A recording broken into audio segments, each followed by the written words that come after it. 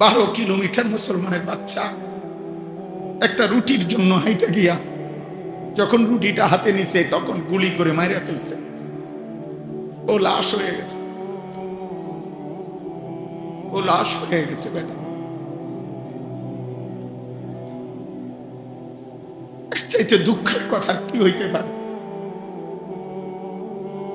এই সভ্য পৃথিবীতে মুসলমানের এই করুণ পরিণতি আর কি হইতে পারে? বলো ভাই, দেখো, নারীয়ে দেখো, ছবি দেখো। মোবাইলের নেশা তোমাদের ছুটলো না, নারীর নেশা তোমাকে ছুটলো।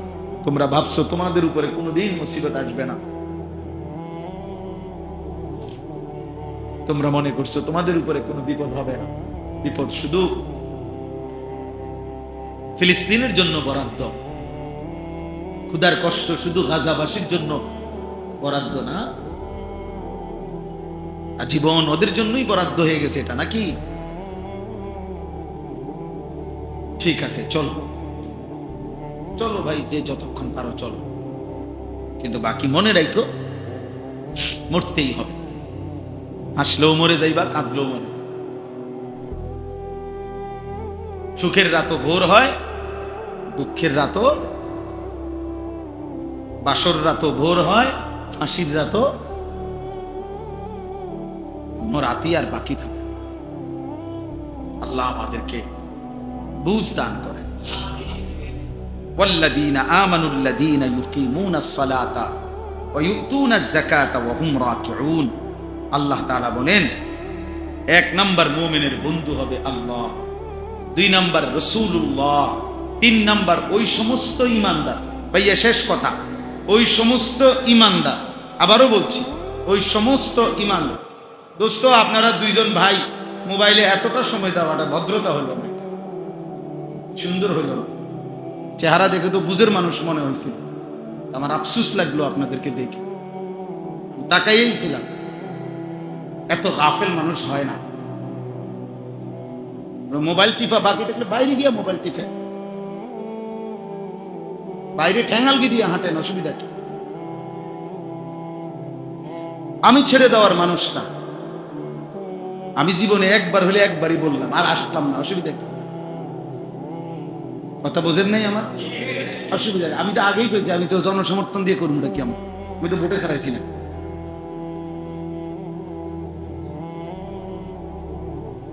বুদ্ধিমান মনে করে নিজেকে, খুব চালাক, বাদ খাল্লি বাল্লি, জানি কি ওরা ভাত খাইতে ভাত পায় না, ওরা বলবে মোবাইলেই আমার আব্বা, মোবাইলেই আমার মা, মোবাইলেই আমার জীবন। হাসি কান্না, আনন্দ বেদনা, দুঃখ সুখ, হৃদয়ের যত ভালোবাসা, অভিব্যক্তি, চিন্তা, ফিকির, পরামর্শ, বুদ্ধি, সব মোবাইল।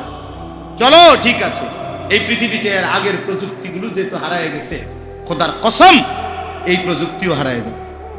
টেলিগ্রাফ কোথায়? টেলিগ্রাফ, ফিতাওয়ালা ক্যাসেট কই? আপনি দেখছেন না ফিতাওয়ালা ক্যাসেট? আমি দেখছি না। কইডিয়ন কো? কোন কবিরাজ যদি কয় যে একটা ওষুধ বানাইবার লাগে একটু একটা ফিতা দরকার, সিডি সিডি ওই যে চ্যাপ্টা চ্যাপ্টা দেরি আজি সব সিডি ছিল না, একটি চ্যাপ্টা চ্যাপ্টা পাতলা, কই এগুলো কই? এগুলো কই এখন? কোথায় এগুলো বলো ভাই? আমি দেখছি এগুলো, আমি সিডি দেখছি, আমি এই ফিতাওয়ালা ক্যাসেট দেখছি, টেলিগ্রাফ দেখছি, ডাকপিয়নের চিঠি। আমরা তো পুরাটা পড়ালেখার জীবন চিঠি পাঠাইতাম বাড়িতে, পোস্ট কার্ড, ওই যে নিচে দিয়ে কদ্দুর লেখা দিত, আর পোস্ট কার্ড একটা ছিল না, একটা কাগজের মধ্যেই এগুলা ছিল। কই এখন? কই এখন? কই? ল্যান্ড ফোন ছিল, এমনি এমনি ঘুরে ঘুরে যে কল করতাম, ফোন ওইগুলা কই চাচা? আছে এগুলা? তো আমার বয়স তো কমপক্ষে 300 বছর, ঠিক না? 200 বছর, আমার বয়স 44 বছর। তো 44 বছরের ভিতরে এতগুলো প্রযুক্তি, আমার এই 44 বছরের ভিতরে যদি হারায় যায়, তোমার পরবর্তী 44 বছরের ভিতরে দেখবা তোমার এই সময়েরও অনেক কিছু নাই। রাগ হইও না বাপ, হয়তো কোনোদিন মনে থাকবে এই জন্য বললাম আর কি। মোবাইল থাকতে না, ফেসবুকের আব্বাও থাকবে না, ফেসবুকের বাপও থাকবে না, ইউটিউবও থাকবে, কোনোটাই থাকবে। প্রতিনিয়ত প্রযুক্তি এর চাইতে আপডেট হয়ে যায়। ওই যে এআই এখন যেটা ওটি সব হালাই দিছে, সব মার দিয়ে আছে। এখন যেটা নতুন এআই, হ্যাঁ কিতা এটার নাম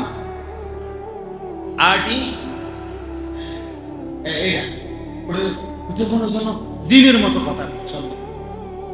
একটা ব্যক্তির একেবারে সর্বশেষ রুচি অভ্যাসটা পর্যন্ত এটার মধ্যে সার্চ করুন, মনে হয় যেন 800 কোটি মানুষের ব্যাপারে আলাদা আলাদা তথ্য দিতে পারে। কিভাবে সম্ভব? কিভাবে সম্ভব? কি চ্যাট জিপিটি নাকি? তা প্রতিনিয়ত প্রযুক্তি বদলাই যায়। আমার একজন ভাই বলছে, চায়না থেকে আইসা, আমার খুব ঘনিষ্ঠ মানুষ, উনি বলছে হুজুর আমি নিজে দেখে আসছি এমন প্রযুক্তি মোবাইলের, যে শুধু আপনি কল্পনা করবেন, অন্তরে ভাববেন, আর ওই ডিভাইসটা, ওই মোবাইলটা আপনার সাথে থাকার কারণে সেটা আপনার অন্তর থেকে, দিলের থেকে চিন্তাটা টাইনা নিবে। এরপরে যখনই আপনি মোবাইল অন করবেন, ওই বিষয়ের তথ্য আপনার কাছে সরবরাহ।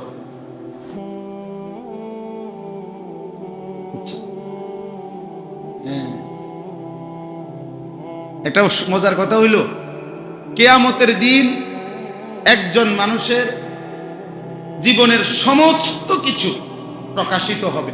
তাহলে এটা একটা অত্যাধুনিক প্রযুক্তি হবে, মানে অত্যাধুনিক মডেল।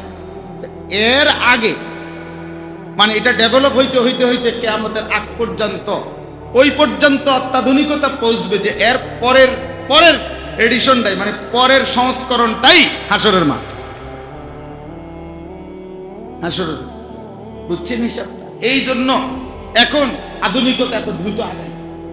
তো কাজে তুমি তোমার এই সুন্দর জীবনটা মোবাইলের উপরে শেষ করে দিও না, কারণ এটা হয়তো তোমার হায়াত আরো থাইকা যাবে, কিন্তু এটা থাকবে, এটা থাকবে, এটা থাকবে। আল্লাহ আমাদেরকে বুঝ দান করেন। তো আল্লাহ তাআলা বলেন, ওই সমস্ত ঈমানদার যারা আল্লাযীনা ইউকিমুনাস সালাহ, যারা প্রতিনিয়ত 5 ওয়াক্ত নামাজ পড়ে, ওয়া ইউতুনাজ যাকাতা ওয়া হুম রাকিউন, এবং যারা বিনম্র চিত্তে, এবং যারা যাকাত প্রদান করে, অর্থাৎ যারা বিনীত হয়ে থাকে, বিনম্র চিত্তে আল্লাহর দিকে ঝুঁকে থাকে, নামাজ আদায় করে, যাকাত আদায় করে, আল্লাহ বলেন এমন ঈমানদার মুমিনের বন্ধু হবে। ফাসিক নামাজ নাই, যাকাত নাই, নম্রতা নাই, ফালতু, অথচ মুসলমান, আল্লাহ বলেন এও ঈমানদারের বন্ধু হতে। এই জন্য ইদানিং কালে ওলামায়ে কেরাম খুব জোরদার ফিকির করে যে মসজিদে মসজিদে, এলাকায় এলাকায়, মাদ্রাসায় মাদ্রাসায়, পাড়ায় পাড়ায় এরকম ইসলাহি ছোট ছোট মাহফিল হোক, অল্প অল্পই হোক, 1 ঘন্টা 1.5 ঘন্টাই বয়ান, একটু একটু বলা, যেন সর্বত্র এই আওয়াজটা পৌঁছে, এই কথাগুলো পৌঁছে। এটাই একটা বড় মাস। মানে ভেতরের সংশোধনও দরকার, বাহ্যিক সংশোধনও দরকার, উভয়টাই এখন দরকার। ইসলাম সংশোধন কোরআনুল কারীমের মধ্যে আছে। আল্লাহ তাআলা বলেন, ইন্নামাল মুমিনুনা ইখওয়া, নিশ্চয় মুমিনগণ পরস্পর ভাই ভাই। এখন পরস্পর ভাই ভাই হিসাবে একে অপরের প্রতি দায়িত্ব কি? আল্লাহ তাআলাই বলে দিছে এই আয়াতের মধ্যে, ফাআসলিহু বাইনা আখাওয়াইকুম, অতএব তোমরা তোমাদের পরস্পর ভাই একে অপরের সংশোধন করে দাও। তুমি নিজে ঠিক করলে হইতো না,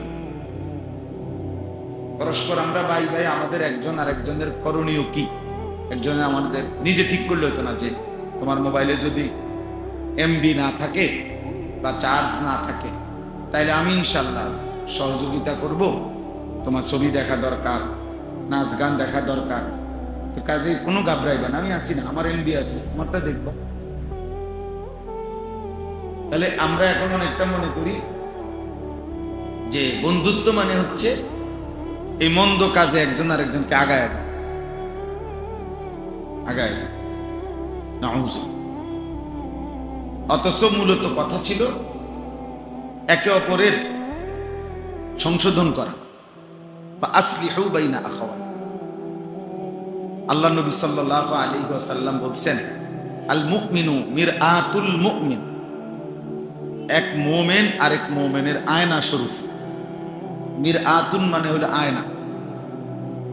আয়নায় যেমন নিজের চেহারা দেখে বোঝা যায় কোথায় দাগ কোথায় ত্রুটি, তো ঠিক এক মুমিন আরেক মুমিনের দিকে তাকাইলে আয়নার মতো দেখতে পাবে তার ত্রুটি, সামান্য বিচ্যুতি। সেটা একে অপরকে মহব্বতের সাথে সংশোধন করে। যে ভাই আপনার নাকে এটা কি, চোখে এটা কি, আমরা যেমন বলে দেই, একজন আর একজনকে বলি, কিরে বেটা দোস্ত তোর জামা দিয়ে কি দাগ লাগলো পিঠ থেকে, অথবা কি বাবা দোস্ত তোর জামা দেখ কলারটা ছিল কেমনি। এই যে একে অপরকে দেখেই আমি তার সংশোধন ফিকির করি। তো এটা তো হলো শার্ট কলার, এটা না, আখেরাতের সংশোধন। এ দোস্ত কি ব্যাপার, তুই মুসলমান, নামাজ পড়ো না কেন? হ্যাঁ, তুমি এরকম এলোমেলো চলো কেন? তাহলে এরকম একজন আরেকজনকে সংশোধন করে দাও। এটা আমাদের জিম্মা, এটা আমাদের দায়িত্ব। এমনকি কোরআনুল কারীমের মধ্যে আছে, ওয়া ইন তাইফাতান মিনাল মুমিনিনা ইখতাতালু ফাআসলিহু বাইনাহুম। মুসলমান এবং ঈমানদারদের মধ্যে দুটি দল যদি পরস্পর যুদ্ধ করে, ইখতাতালু, পরস্পর যদি মুখোমুখি লড়াইও করে, তাহলেও তোমাদের দায়িত্ব ফাআসলিহু বাইনাহুমা, তোমরা চেষ্টা করবে তাদের উভয়ের মাঝে ইসলাহ করে দিতে, সংশোধন। কি ফিকির, তখনও চেষ্টা করো ইসলাহ করে দিতে। কোরআনুল কারীমের মধ্যে আছে, আল্লাহ তাআলা বলছেন সমস্ত নবীগণ মানুষকে আল্লাহর দিকে ডাকতেন, তো ডেকে কি বলতেন? ইন উরিদু ইল্লাল ইসলাহ, হে আমার জনগণ, হে আমার কওম সম্প্রদায়, আমি তোমাদের কাছ থেকে আর কিছুই চাই না, শুধুই ইসলাহ, সংশোধন চাই। এই শব্দ দেখছেন কোরআনে খুব ব্যবহার আছে, খুব ব্যবহার আছে। কোরআনুল কারীমের মধ্যে আল্লাহ বলছে, ফাত্তাকুল্লাহ আসলিহু যাতা বাইনাকুম, তোমরা আল্লাহকে ভয় করো, নিজেদের মধ্যে সংশোধন করো, নিজেদের মধ্যে সংশোধন করে। এভাবে অনেকবার আল্লাহ তাআলা এই কথাটা বলছে, ইসলাহ, সংশোধন করা। তাহলে এই জন্য এই ইসলাহি মাহফিল মানে একে অপরে মিলেমিশে সুন্দর করা, সংশোধন, নিজেকে ঠিক করা, নিজেকে পরিশুদ্ধ করা, ঈমান আমল সুন্দর করা, আখিরাত সুন্দর করা। এটা খুব জরুরি। এটা বন্ধুত্বের হক, এটা বন্ধুত্বের দাবি। একজন অপরজনকে আখিরাতের দিকে, পরকালের দিকে সংশোধন করে দিন, ঠিক করে দিন। অনেক আয়াত এটা কোরআনে আল্লাহ বলছে। আরো শুনেন, কোরআন শরীফে আশ্চর্য একটা সুন্দর আয়াত আছে। আল্লাহ তাআলা বলছে, কোরআন শরীফের সব আয়াতই সুন্দর। লা খায়রা ফি কাসীরিন মিন নাজওয়াহুম, তোমাদের অধিকাংশ একান্ত কথাবার্তার মধ্যে কোনো কল্যাণ নাই। আল্লাহ বলতেছেন অধিকাংশ একান্ত আলাপচারিতার মধ্যে কল্যাণ নেই। ইল্লা মান আমারা বিসাদাকাতি, তিন কথার মধ্যে কল্যাণ আছে। এক নাম্বার হলো যে কাউকে আল্লাহর রাস্তায় সাদাকা মানে দান সাদাকা করতে বলে, এটার মধ্যে কল্যাণ। দুই, আও মারুফি, যে অপরকে নেক কাজের কথা আদেশ করে, এর মধ্যে কল্যাণ। তিন, আও ইসলাহিম বাইনান নাস, যে মানুষদের মাঝে সংশোধন ইসলাহ করে, এর মধ্যে কল্যাণ। এই তিন কাজের মধ্যে কল্যাণ। ওমাইয়া ফাআল যালিকা, আল্লাহ বলেন এই কাজগুলো যেই করবে ইবতিগা মারদাতিল্লাহ, আল্লাহ তাআলার সন্তুষ্টির জন্য, ফাসাউফা নুতিহি আজরান আযীমা, আমি আল্লাহ তাআলা তাকে মহা শ্রেষ্ঠতম প্রতিদান ফিরিয়ে দেব।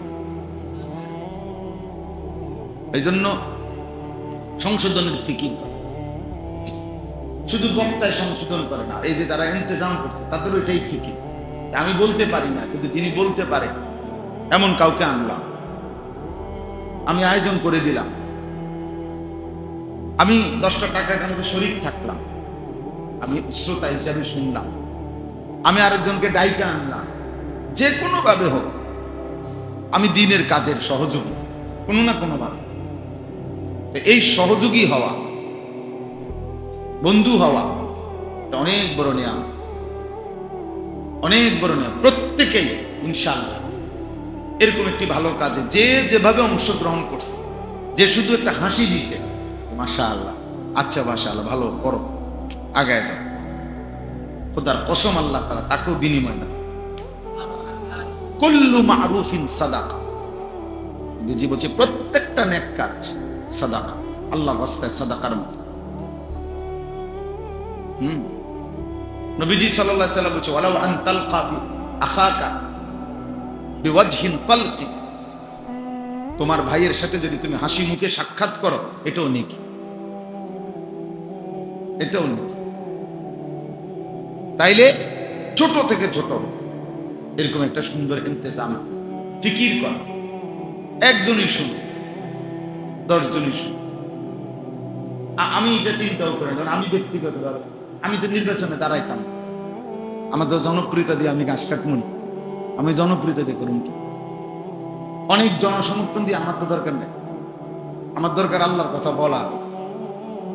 যখন যে কয়জন সুযোগ পাই, 1 জন হোক আর 1000 জন হোক, আমার মালিকের কথা ফেরি করা আমার এটা দায়িত্ব। ফেরিওয়ালা অনেক সময় এমন হয় যে গলি গলি ঘুরতেছে 1 ঘন্টা 2 ঘন্টা, কেউ তার ডাকে সাড়া দেয় না, কিন্তু সে তো তার পণ্যের ঘোষণা দিয়েই যায়, সে বলেই যায় বালতি বালতি, সে বলেই যায় তরকারি তরকারি। হয়তো কোনো ঘর থেকে কেউ ডাকে না, কিন্তু তাই বলে কি ফেরিওয়ালা তার পণ্যের ঘোষণা বন্ধ করে দেয়? তো আমার জিম্মাদারি, ফয়সালা তো আসমান, পরিবর্তন তো মালিকের হাতে, হেদায়েত তো আল্লাহ তাআলার হাতে, সিদ্ধান্ত তো আল্লাহ তাআলার হাতে। আমাদের দায়িত্ব ফেরি করা, বলে যাও, বলে যাও। তাইলে ভাইয়া এটা প্রথম কথা, ইসলাহি মাহফিল গুরুত্বপূর্ণ, অনেক ফায়দা হয়, অনেক ফায়দা। কোনো একজনের দিলে যদি আল্লাহর মহব্বত আসে, নামাজের মহব্বত আসে, জীবনটা সুন্দর করার ভালোবাসার আসে, বাকিরা সবাই নেকি নেকি পায়। এজন্য আমি প্রথম অনুরোধ করলাম যে কয়েকজন যুবক বা যাদের ফিকিরে আজকের এই আয়োজন হয়েছে, আল্লাহ তাআলা তাদেরকে যেন সর্বোত্তম বিনিময় দেন। মনে রাখতে হবে ইন্নাহু মাইয়াত্তাকি ওয়া ইয়াসবির, কোরআন শরীফের একটা অকাট্য ফয়সালা, যে আল্লাহকে ভয় করবে এবং যে কোনো পরিস্থিতিতে সবর করবে, আল্লাহ বলছে ফা ইন্নাল্লাহা লা ইউদিউ আজরাল মুহসিনিন, এমন নেককারের কোনো কাজ আল্লাহ তাআলা নষ্ট হতে দেবেন না, বরং প্রত্যেকটার বিনিময় তিনি দেবেনই দেবেন। আজ নয় কাল, সব ফলাফল আমি দেখে যেতে হবে। রাসূলুল্লাহ সাল্লাল্লাহু আলাইহি ওয়াসাল্লাম, হযরত ওমর রাদিয়াল্লাহু তাআলা আনহু, তিনি অর্ধ পৃথিবী বাদশাহী করছেন। তাহলে অর্ধ পৃথিবী ইসলামী খেলাফত ছড়িয়ে পড়ছেন, সবটা নবীজি দেখে যেতে পারছেন? কথা বলে না, বুঝেন নাই কথা? তাই যে নবীজি মানে ইসলাম যতটুকু অঞ্চলে ছড়াইছে সাহাবাদের জমানায়, 4 খলিফার জমানায়, আবু বকর, ওমর, ওসমান, আলী রিদওয়ানুল্লাহি আলাইহিম আজমাইন, তো নবীজি হায়াতে থাকতে এটা দেখে গেছে। তাইলে তাহলে আমি কিংবা আপনি সবটা দেখে যাইতে হবে, এটা জরুরি। এটা তো ইলেকশন না, আমার এটা যে আমি নির্বাচিত হইতেই হবে, আমি থাকতে, নাহলে আমি মরে গেলে আমি জিততে লাভ কি? এটা তো আমার, এটা না। আমি আল্লাহর জন্য বলে যাওয়া, করে যাওয়া, ফিকির করে যাওয়া। হতে পারে কোনো একদিন অনেক হবে, হয়তো আমি নাই। হাদিস, এমন হাদিস আছে,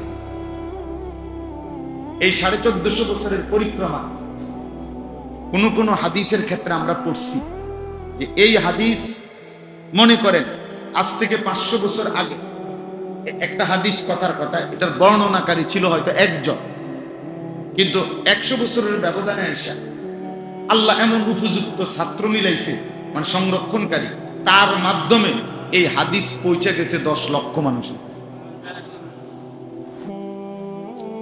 ইমাম বুখারী রাহমাতুল্লাহর উস্তাদরা, ওনারা যতজন ছাত্রের কাছে হাদিস পৌঁছাইছে, ইমাম বুখারী তার চাইতে বেশি, 1000 গুণ বেশি মানুষের কাছে হাদিস পৌঁছায় গেছে।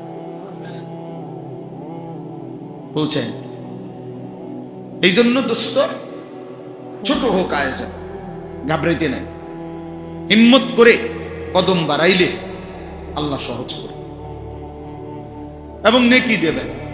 আমি সবটা ফলাফল দেখে যাইতে হবে, এটা জরুরি। এটা দুনিয়াবি মানুষের কথা হলো, তারা নগদ ফলাফল দেখতে চায়, এখনই দেখতে চায় না। আমরা এখন দেখলে হবে। আল্লাহ তাআলা কোরআনুল কারীমের মধ্যে বলছেন সব ফলাফল প্রকৃত আখিরাতে দেখা, আখিরাতে দেখা। ফালা তা'লামু নাফসুম মা উখফিয়া লাহুম মিন কুররাতি আ'য়ুন। আল্লাহ বলেন, আমি আমার বান্দার জন্য জান্নাতে এমন সুন্দর নিয়ামত লুকিয়ে রেখেছি, আড়াল করে রেখেছি। ও যখন দেখবে, যখন ওর সামনে দাঁড়াবে, তখন এক নজরে তার চোখ ঠান্ডা হয়ে যাবে, চক্ষু শীতল হয়ে যাবে, চক্ষু শীতল। আল্লাহ তাআলা বলেন, ইয়ারিফুনা, আমি আল্লাহ তাআলা জান্নাতে আমার বান্দার দুনিয়ার নেকি প্রত্যেকটা আমলের বিনিময়ের পুরস্কার আলাদা আলাদা চিহ্নিত করে, একবারে নাম, তারিখ সব কিছু লেখা, হিসাব করা ফেরেশতার মাধ্যমে বুঝায় দেবে, একবার বলে দেবে ফেরেশতা। 7 আগস্ট 2025 রোজ বৃহস্পতিবার মাগরিবের নামাজের পরে ঠিক 4:29 বাজে আপনি এই মসজিদে একবার সুবহানাল্লাহ পড়ছিলেন, এটা সেইটার পুরস্কার। এটাই কোরআনের আররাফাহা লাহু। বান্দা চিনবে, বান্দা চিনবে তার পুরস্কার। আমি আমার রুকুর মাগরিবের সেটা কি নেকি আসছে আপনি দেখবে।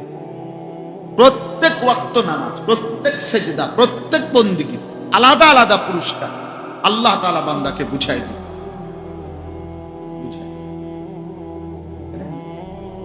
সুবহানাল্লাহ, মাশাআল্লাহ। আচ্ছা, এনে দেখা আছে, এনে বসে, এনে আরামসে বসে। মাশাআল্লাহ। তাহলে এই জন্য বললাম ভাইয়া, আমি প্রথম উৎসাহ দিলাম যাদের ফিকিরে, যাদের চেষ্টায় এই আয়োজন, আল্লাহ তাআলা তাদেরকে উত্তম বিনিময় দান করেন। কোন নেক আমল, দ্বীনি কোন প্রচেষ্টা আল্লাহর কসম বিফলে যায় না। ঈমান আমলের কোন মেহনত বিফলে যায় না। কিন্তু এই সমস্যা হইল, আমাদের সমস্যা হইল, আমার সমস্যা, তোমার সমস্যা হইল, আমি থাকতেই সবটা দেখতে চাই। বুঝেন নাই কথাটা? আমাদের সমস্যা, আমি থাকতেই সব দেখে যাইতে হবে। না না, এটা জরুরি না, এটা জরুরি।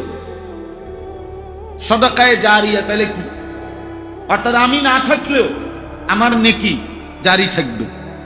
তা তাইলে বোঝা গেল সবটা বিনিময় যদি আমি থাকতেই দেখাই ফেলতে হয়, তো এটা জারি থাকবো কেমন? আমার নেক কাজের সব বিনিময়ে সবটা যদি এখনই খাওয়াইয়া ফেলে, দিয়ে ফেলে এখানে, তো জারি থাকবে কেমনে? সামনে মিলবে কেমন? এই জন্য আমরা প্রত্যেকেই ইনশাআল্লাহ মানুষের সংশোধনের ফিকির দরকার। ইসলাহে নফস, আত্মশুদ্ধি, নিজের সংশোধন। আগে বললাম যে আগে বুজুর্গানে দিন বলতো আর্থিক সংশোধন, ভেতরের মন্দ ঋতু, যেমন উদাহরণ হিংসা, একটি মন্দ অভ্যাস, এটা ত্যাগ করা। অপরের প্রতি কল্যাণকামিতা উত্তম অভ্যাস, এটা আনয়ন করা। প্রচন্ড রাগ মন্দ অভ্যাস, ধৈর্য সহ্য উত্তম অভ্যাস। আগে ছিল এই মেহনত, বুজুর্গরা, আউলিয়ারা, এই যে পীর সাহেবরা, খানকাওয়ালারা, ওনারা আগে এই মেহনতই করতেন, মানে অন্তর সাজানোর মেহনত করতেন। আগে বাহ্যিক মুসলমানের চালন বলন, ইমান ইসলাম তাকওয়া ফরহেজগারি বাহ্যিকভাবে মোটামুটি 99% 95% মুসলমানের মধ্যে ছিল। একেবারে অজ পাড়াগাঁয়ের গ্রাম্য মানুষও 5 ওয়াক্ত নামাজ পড়া স্বাভাবিক মনে করতেন। মা চাষিরা ফজরের নামাজ না পড়ে কোনোদিনও চুলায় আগুন ধরাইতেন না। কিন্তু দিন দিন সময়ের পরিক্রমায় এখন বাহ্যিক অবস্থাটাও সদরবদর হয়ে গেছে, সদরবদর। লাখো মুসলমান এমন মিলবে, লাখ লাখ মুসলমান যে ফরজ গোসলটা ঠিক মতো করতে জানে। হায় হায় বদনসিব, কি পরিমাণ দুর্ভাগ্য, কি পরিমাণ দুর্ভাগ্য। নাকের নরম জায়গায় পানি পৌঁছানো ফরজ গোসলে, বীর্যপাত হলে ফরজ। তো নাকের নরম জায়গায় মানে এই নাক বাঁকা হয় যে একটু, এখন এটার ভিতরে পানি পৌঁছানো ফরজ, অজুর মধ্যে সুন্নত, এজন্য তখন একটু পানি ঢুকলেই চলবে। কিন্তু ফরজ গোসলের সময় নাকের নরম জায়গায় ভিতরে পানি পৌঁছানো ফরজ।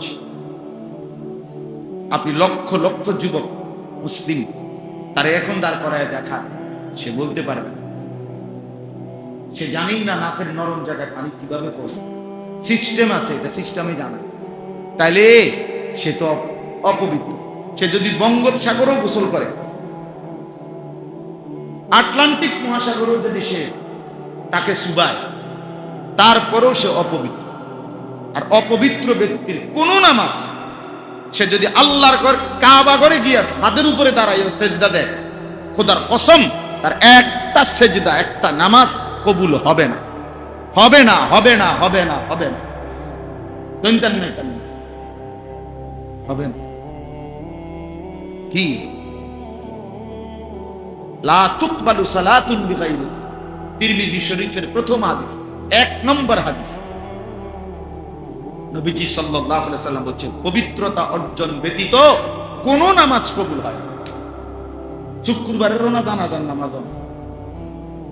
এখন বলেন, এখন বলেন, মুসলমানের যে যুবক ইংরেজি তো বলতে পারে আমার উপর, উচ্চারণ ইংরেজিটা তো শুদ্ধ, কিন্তু অজু তো অশুদ্ধ,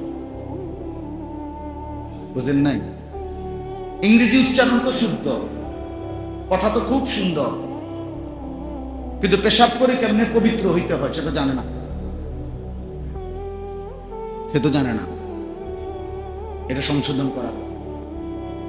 প্রত্যেক পুরুষ সৃষ্টিগতভাবে যত শক্ত সামর্থ্যই হোক, পেশাব করার পরে একটু সময় অপেক্ষা না করলে তার 2-4 ফোঁটা পেশাব আলাদাভাবে পড়বেই। এটা সৃষ্টিগতভাবে, এটা তার প্রস্রাবের নালীর প্যাঁচটাই এমন, এটা তার দুর্বলতা না, রোগ না। এখন সে যদি পেশাবটা প্রথমবার যে স্বাভাবিক বের হয়েছে, শেষ বের হইয়েই যদি সেইটা টান মাইরা হাঁটা শুরু করে, তো বাকি 4 ফোঁটা 5 ফোঁটা যে পেশাব, এটা তো এই অপদার্থের প্যান্টে জমা। এই অপদার্থ তো নোংরা, দুর্গন্ধওয়ালা, তার পেশাব, তার প্যান্টের মধ্যে তো মুতের গন্ধ। তো তুমি উপরে বডি স্প্রে মারো আর পাউডার লাগাইলে কি লাগবে? তোমার প্যান্ট তো নাপা। সে তো জানে না, সে হাঁটতে হাঁটতে পেশাব করে দাও। বাকি ফোঁটাগুলো যেহেতু হাঁটতে হাঁটতে যায়, তো সে কেমনে মতে বলে না, ঠিক না? ওটা অযৌক্তিক কথা না। ও তো জানে না, ও তো মনে করছে ভদ্রতা মানেই হলো শুদ্ধ কথা বলে। কেমন আছেন আঙ্কেল? ভালো আছেন আঙ্কেল? ভালো আছেন? কেমন আছে? বাপরে, লোকে মনে মাশাআল্লাহ, দেখছো কি ভদ্র, কথা বলার সময় খায় থুইয়া দেয়, কিন্তু উনি খারাইয়া মতে বেটা, অভদ্র বেটা, অপদার্থ বেটা, জানোয়ার বেটা, এটা জানোয়ার বেটা, শতভাগ জানোয়ার এটা, যেটা দাঁড়াইয়া পেশাব করে 100 জানোয়ার, এটা 100 জানোয়ার, জানোয়ার এটা, এক বিন্দু ভদ্রতা শিখে না, অপদার্থ বেটা, মানুষ তো হস নাই বেটা, ইংরেজি মারলে কি লাভ হইল, পেশাব করতেই জানোস না বেটা, ভদ্রতা শিখাও বেটা। কোন পাগলে বলছে ইংরেজি বললে ভদ্রলোক হয়? এটা পৃথিবীর কোথায় সিদ্ধান্ত হয়েছে? জাতিসংঘে? ইংরেজি সিরেফ একটি ভাষা, বাংলা একটি ভাষা, এবং এটা দার্শনিকদের কথা হলো আঞ্চলিকতা কোনো অশুদ্ধ নয়। আপনি জিজ্ঞাসা করে দেখেন, কোন ব্যক্তি তার ভাষার যে আঞ্চলিকতা, ওইভাবে কথা বলা, এটা অশুদ্ধ না, এটা আমার আঞ্চলিকতা, এটা অশুদ্ধ হবে কেন? চিটাগাংয়ের কিছু ভাষা আছে, সিলেটের ভাষা ভিন্ন, আমাদের কুমিল্লারটা ভিন্ন, এটা আঞ্চলিকতা। তা আঞ্চলিকতা কি অশুদ্ধ? অশুদ্ধ না, আমি এটা আঞ্চলিকতা। হ্যাঁ, এটাকে শুদ্ধ বলা অথবা আরেকটু অপরাধ না, শুদ্ধ ভাষা আমি বলতেছি, নিষেধ না। তুমি ভদ্র হইলা কিভাবে? তুমি তো পেশাব করতেই জানো না। যে পৃথিবীর মানুষ, যে ইউরোপ, তাদের বাথরুমে, আমার আশ্চর্য, এক চাইতে বড় আশ্চর্য কথা কি যে পৃথিবীতে ইউরোপের অসংখ্য দেশ আছে যেখানে বাথরুমে পানির কোনো ব্যবস্থা নেই। বাংলাদেশে আমি একবার, আমার জীবনে একবার একটা 5 স্টার হোটেলে গেছিলাম। আমি জীবনে একবারই গেছি। পাকিস্তানের বিশ্ববিখ্যাত বুজুর্গ আল্লামা তাকি উসমানী সাহেব আসছিলেন, আর ওইখানে একটা সেমিনার হয়েছিল ব্যাংকারদের, মানে ইংলিশে উনি বাংলাদেশের সমস্ত ব্যাংকে যারা ব্যাংকার, ওদের সামনে ইসলামী ব্যাংকিং ব্যবস্থাটার উপরে একটা বক্তব্য দিছিলেন। তো ওইখানে একজন ভদ্রলোক আমার খুব ঘনিষ্ঠ ছিল, উনি আমার জোর করে দাওয়াত দিছিল যে হুজুর 100 জন আলেম ওইখানে থাকবে ওই প্রোগ্রামে, আপনার নামটা আমি একটা কার্ড নিছি, আপনি আমার এই আবদারটা রাখেন, আপনি মানে ওখানে থাকবেন। আরো আগে ঠিক আছে, আমি গেছি। এই জীবনে প্রথম আমি এই বাংলাদেশের, ইচ্ছা করে নাম বলতেছি না, 5 স্টার হোটেলে গেছি। গিয়া যখন এরপরে বয়ান শেষে ইস্তেঞ্জার সময় হয়েছে, ওয়াশরুম গেছি, যেটার ভিতরে কোনো ফানি নেই, নাই যে নাই, ফানি নাই। ইন্না লিল্লাহ, আমি তো এই কথা স্বপ্নের ওই দিকেও ভাবি নাই যে এমন কিছু হইতে পারে পৃথিবীতে। শুধু টিস্যু পেপার। বাইর হইয়াই আমার মেজো ভাই ছিল সাথে, আমি মেজো ভাইরে বলছি, ভাই আল্লাহর দোহাই ভাই, আমি খানা টানা খাইতাম না, বাইরে যেতে হইবে এক্ষুনি। তো কি হইছে? আমি ওই মোল্লার দৌড় মসজিদ পর্যন্ত, আমি মসজিদে যাইতে হইবে, অর্থাৎ মসজিদে তো আমি জানি পানির ব্যবস্থা আছে। আমি এই অবস্থায়, মানে এরপরে খানা আর কি, বুঝেন নাই? আমি বুঝি এই পানি ব্যবহার করতে পারি নাই, আমি কেমনে খানা খাবো? আমার দুইটা মাথাতে তো, আমার তো সারা শরীর গুল্লে আইতেছে। আল্লাহ আমাদেরকে হেফাজত করে। এই জন্য নওজোয়ান, আখলাক শিখো, জীবন শিখো, এটা দরকার, ইসলাহ দরকার, সংশোধন দরকার। এই জন্য বললাম, একটা সময় ছিল শুধু দিলের সংশোধন, ইসলাহি মজলিসের, ইসলাহি নফস, আত্মশুদ্ধি বলতো এটাকে। এখন আর শুধু এতটুকুতে সীমাবদ্ধ না, এখন হয়ে গেছে আত্মশুদ্ধিও বাহ্যিক শুদ্ধিও। বাহিরটাও কি করা দরকার, এখন শুদ্ধ করা। এই জন্য এখন ইসলাহি মজলিসের প্রয়োজনীয়তা আগের চাইতে অনেক বেশি, অনেক বেশি, অনেক বেশি। মুসলমানের সন্তান আল্লাহ চেনে না, আখিরাত চেনে না। মুসলমানের সন্তান তার রাসূল সাল্লাল্লাহু আলাইহি সাল্লাম, তার কোনো জীবন আদর্শ ছিল, খায় কেমনে, ঘুমায় কেমনে, পেশাব পায়খানা করে কেমনে, চুল দাড়ি, লেবাস, পোশাক, কোনো কিছুতে সারাদিন তার সাথে আপনিও, আপনি ইমান ইসলামের কোনো চিহ্ন পাবেন না। আয় তুমি কেমনে মুসলমান, তুমি কেমনে মুসলমান? হযরত আব্দুল্লাহ ইবনে ওমর রাদিয়াল্লাহু তাআলা আনহুমা বলতেন, রাসূলুল্লাহ সাল্লাল্লাহু আলাইহি ওয়াসাল্লামের জামানায় যারা ফজরের নামাজে উপস্থিত হতো না, আমরা ধরে নিতাম তারা মুনাফিক।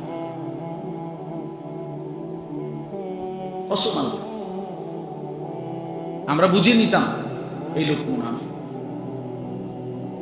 নবীজি সাল্লাল্লাহু আলাইহি সাল্লাম বলেন, লা ইয়াশহাদুহুমা মুনাফিকুন, এশার নামাজ এবং ফজরের নামাজে উপস্থিত হয় না যে মুনাফিক সে। হযরত আব্দুল্লাহ ইবনে মাসউদ রাদিয়াল্লাহু তাআলা আনহু বলেন, নবীজির জামানায় যারা চিহ্নিত মুনাফিক ছিল, অর্থাৎ আমরা ভিতরে ভিতরে জানতাম যে নিশ্চিত সে মুনাফিক, হযরত আব্দুল্লাহ ইবনে মাসউদ বলেন ওই চিহ্নিত মুনাফিকরাও ফজরের নামাজে অনুপস্থিত থাকতো না, উপস্থিত থাকতো যেন লোকে তাদেরকে মুনাফিক না বলে। মানে নিজের মুনাফিকি লুকাইবার জন্য ফজরের নামাজে থাকতো, ফজরের নামাজে উপস্থিত, মানুষ যাতে টের না। কথা বুঝছেন? এখন ইমানদারের সন্তান সে খোদার 365 দিন পার হয়ে যায়, এমনও দুর্ভাগা আছে যে কোনদিন ফজরের নামাজ। হায় হায় বদনসিব, তুই কিসের মুসলমান? তোর বললো কে মুসলমান? বেটা কে বললো তোকে মুসলমান? তো মুনাফিক তো তুই। নবীজি তো বলছেন, তোমাকে তো রাসূলুল্লাহ সাল্লাল্লাহু আলাইহি সাল্লাম বলছেন। আল্লাহ আমাদেরকে বুঝ দান করে। এজন্য জীবন চলার পথে আল্লাহকে সঙ্গী বানানো উচিত, প্রিয় নবী সাল্লাল্লাহু আলাইহি ওয়াসাল্লামকে সঙ্গী বানানো উচিত, সত্যিকার অর্থে মুমিনদেরকে বন্ধু বানানো উচিত। এই আমি যে দুইটা আয়াত পড়ছি, এখন আর অল্প একটু সময় এই দুইটা আয়াতের কথা বলি। 6 নম্বর পারা, 5 নম্বর সূরা, সূরায়ে মাইদা। এই সূরার 55-56 এই দুইটি আয়াত আমি তেলাওয়াত করেছি। এই দুইটা আয়াতের মূল বক্তব্য হলো ইমানদারের বন্ধু কে হবে, ইমানদারের বন্ধু কে হবে। মানুষের জীবনে সংঘ একটা গুরুত্বপূর্ণ বিষয়। সংঘ অর্থাৎ মানুষ একাকী চলতে পারে, একাকিত্ব অভিশাপ, একাকী থাকা বহুত বড় কষ্ট। এজন্য মানুষ একাকী থাকতে পারে না। একাকিত্ব এই একবার মনে আছে কিনা আপনাদের, কয়েক বছর আগে, কয়েক বছর আমার এখন মনে নেই, বাকি কয়েক বছর আগেই এক ভদ্রলোক কোটি কোটি টাকার মালিক, কিন্তু লাইভে সরাসরি নিজের মানে ইয়াতে মাথায় পিস্তল দিয়া ট্রিগার টিপ্পা শুধু নিজে আত্মহত্যা করছে লাইভে। এটা সে নিজে বলছে শুধু একটাই কারণ, একাকিত্ব। স্ত্রী, সন্তান, মেয়ে সব তার থেকে এভাবে বিচ্ছিন্ন হয়েছে যে সে সবকিছু থাকা সত্ত্বেও অর্থ, সম্পদ, বাড়ি, গাড়ি, একাকী। এই একাকিত্বের অভিশাপে, যন্ত্রণায় শেষ পর্যন্ত আত্মহত্যা করে। এটা সব চ্যানেলে দেখাইছে, আমি তো দেখছি, জানি নামটা এখন মনে নাই। এবং এটাও শুনছি যে একজন সিনেমার নায়কের কি জানি ওই লোকটা, হ্যাঁ হ্যাঁ হ্যাঁ ঠিক না, হ্যাঁ হ্যাঁ ঠিক আছে, এরকম যেই হোক, আমার নায়কের নামের দরকার। তো বললাম একাকিত্ব বিষয়। আমি একজন লোককে দেখছি আমার এলাকার ভদ্রলোক, একটি প্রাইভেট মেডিকেল কলেজের চেয়ারম্যান, কোটি কোটি টাকার মালিক, অনেক সম্পদশালী, কিন্তু ওনার স্ত্রী অন্য জেলায় থাকে, একটাই ছেলে, সে আরেক জেলায় থাকে, উনি একা থাকে বাসায়, 10 তলা ফ্ল্যাট। একজন কর্মচারী লোক রাখছে 5,000 টাকা বেতন দিয়া, ওই লোকই উনারে রান্না বান্না করে খায়। এবং উনি রাত্র হইলে সারা রাত ব্যাপী একবারে আমার প্রতিবেশী, একটার পর একটা সিগারেট খায় আর সারা রাত গিটার বাজায়, ten ten ten ten ten ten করে বাজায়, গান গায়। গানও মানে এমন বিশ্রী আওয়াজ যে গানও না, গানের জাতও না, সুরও না, তার সুরের জাতও না। আশেপাশে চতুষ্পদ জন্তু যায়, এগুলো পর্যন্ত বাঘ মানে বে বে হুনি। কি করবে? একা থাকে যে, রাত কাটে। এজন্য মানুষ সঙ্গ চায়, একাকী থাকতে চায়। এটা গুরুত্বপূর্ণ, সমাজবদ্ধ জীব মানুষ। আমরা ছোটবেলায় প্রাইমারি স্কুলে এটা পড়ছি, মানুষ সামাজিক জীব, সমাজবদ্ধ হয়েই মানুষ থাকতে পছন্দ করে। এজন্য সঙ্গ, সাহচর্য, সোহবত, সান্নিধ্য, সংস্পর্শ মানুষের জীবনে একটা গুরুত্বপূর্ণ বিষয়, এটা বাধ্যতামূলক। এবার আসেন, ইসলাম এটাকে খুব যত্ন দিয়ে খেয়াল রাখছে। এই ব্যাপারে যথোপযুক্ত দিক নির্দেশনা ইসলামের মধ্যে আছে, ইসলামের মধ্যে আছে। আল্লাহ নবী সাল্লাল্লাহু আলাইহি ওয়াসাল্লাম বলছেন, আল মারউ আলা দীনে খালিলিহি। এই হাদিস শুনেন, নবীজি সাল্লাল্লাহু আলাইহি ওয়াসাল্লাম বলেন, প্রত্যেক ব্যক্তি তার বন্ধুর আচরণ দ্বারা, সঙ্গীর আচরণ দ্বারা প্রভাবিত হয়। ফালিয়ানজুর আহাদুকুম মান ইউখালিলু, অতএব তোমরা অবশ্যই লক্ষ্য রেখো কাকে বন্ধু বানাচ্ছ। হাদিস। নবীজি সাল্লাল্লাহু আলাইহি ওয়াসাল্লাম বলেন, মাসালুল জালিসিস সালিহ ওয়াল জালিসিস সু কাহামিলিল মিসক ওয়া নাফিখিল কি। উত্তম সঙ্গী আর মন্দ সঙ্গীর উদাহরণ আতর বিক্রেতা ও কামারের দোকানদারের মতো। উত্তম সঙ্গী আতর বিক্রেতার মতো, যে তোমাকে শুধু সুগন্ধই দেবে। মন্দ সঙ্গী কামারের দোকানদারের মতো, যেই কামারের দোকানদার থেকে শুধু ধোঁয়া আর দুর্গন্ধই বের। আল্লাহ নবী সাল্লাল্লাহু আলাইহি সাল্লাম নবীজি বলছেন, লা তুসাহিব ইল্লা মুমিনা, মুমিন ছাড়া কাউকে বন্ধু বানাবে। ওয়ালা ইয়াকুল মালাকা ইল্লা তাকিয়্যুন, মুত্তাকি ছাড়া, আল্লাহ ভীরু ব্যক্তি ছাড়া কাউকে তোমার মাল থেকে মহব্বত করে ভালোবেসে কিছু খাওয়াবে। ফিতনা ফাসাদ থেকে বাঁচার জন্য যদি কিছু হয়, আচ্ছা যা সিটার বাটফার চা এক কাপ খাবাই দিই, হুদা সারা সরাই দিন, বাটফার সিটার আবার ঝামেলা করবো, দে দে কতজনের কত কিছু খাবার দে, বনার চা দিয়ে দে, তাই তো ঠিক আছে। কিন্তু মহব্বত, দিলের ভালোবাসা নিয়ে আল্লাহ নবী বলছে, মুত্তাকি ব্যতীত আর কাউকে কিছু। হাদিস, বিশুদ্ধ হাদিস। কোরআনুল কারীমের মধ্যে আল্লাহ তাআলা বলছে, ওয়াসবির নাফসাকা মাআল্লাযীনা ইয়াদউনা রাব্বাহুম বিল গাদাতি ওয়াল আশি। হে নবী, আপনি আপনার নিজেকে, নবীজিকে বলছেন আল্লাহ, আপনি আপনাকে ওই মানুষদের সঙ্গী বানাবেন, মজবুত ভাবে দৃঢ়তার সাথে তাদের সঙ্গী বানাবেন যারা সকাল সন্ধ্যায় দিবানিশি আমার সন্তুষ্টির জন্য আমাকে ডাকতে থাকে।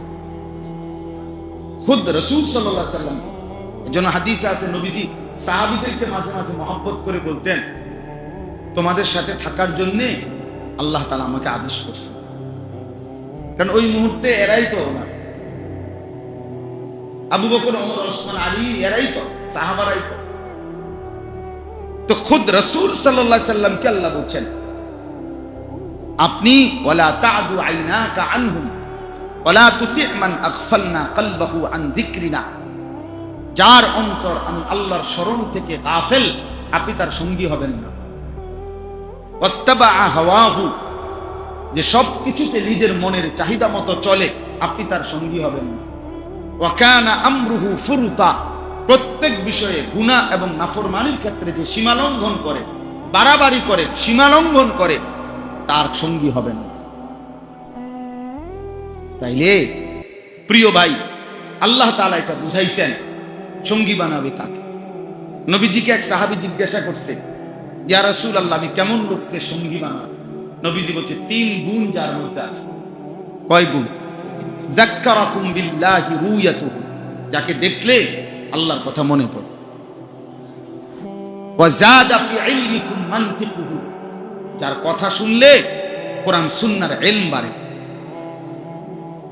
ওয়া যাক্কারাকুম বিল আখিরাতি আমালুহু, যার আমল দেখলে আখিরাত মনে পড়ে, যার চেহারা দেখলে আল্লাহকে মনে পড়ে, যার কথা শুনলে ইলম বাড়ে, যার আমল দেখলে আখিরাতের কথা মনে পড়ে, এমন লোককে সঙ্গী, এমন লোককে বন্ধু বানাইবা।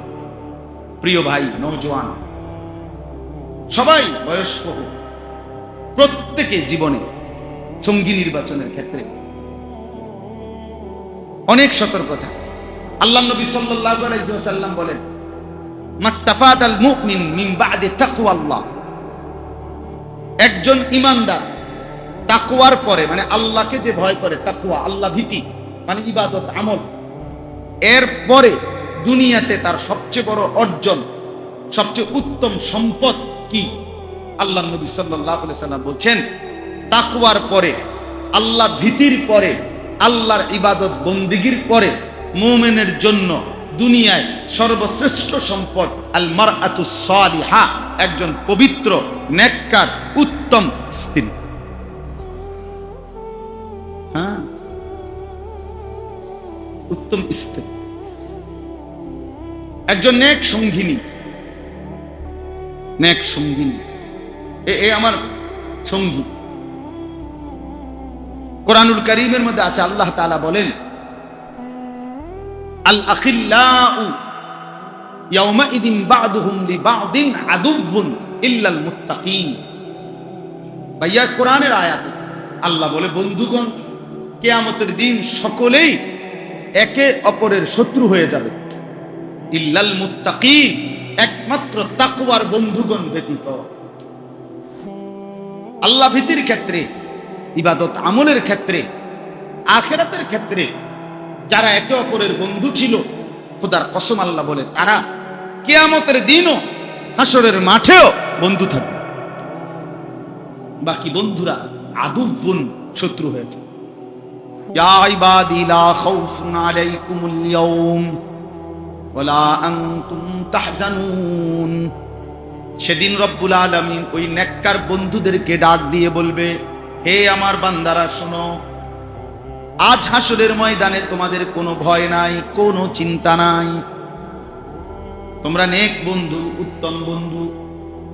এরপরে রব্বুল আলামিন বলবেন, উদখুলুল জান্নাতা আনতুম ওয়া আজওয়াজুকুম তুহবারুন। আল্লাহ বলবেন, তোমরা তোমাদের সেই সঙ্গী বন্ধুদেরকে, সঙ্গীদেরকে সাথে নিয়ে হাত ধরাধরি করে, গলাগলি করে, আনন্দ আর খুশি চিত্তে জান্নাতে ঢোকো। আনতুম ওয়া আজওয়াজুকুম, হ্যাঁ, এটার প্রথম তাফসীর তো স্ত্রী। তোমরা তোমাদের ওই নেককার স্ত্রীদেরকে সাথে নিয়ে ঢোকো জান্নাত। 70,000 হুর না, 70 লাখও যদি জান্নাতের হুর দেওয়া হয়, তারপরেও তোমার স্ত্রী যদি নেককার হয়ে জান্নাতি হইতে পারে, তোমার সঙ্গী, সে হবে 70,000 কোটি হুরের চাইতেও সুন্দরী, দামি, প্রেমময়ী এবং মহব্বতের ভালোবাসা।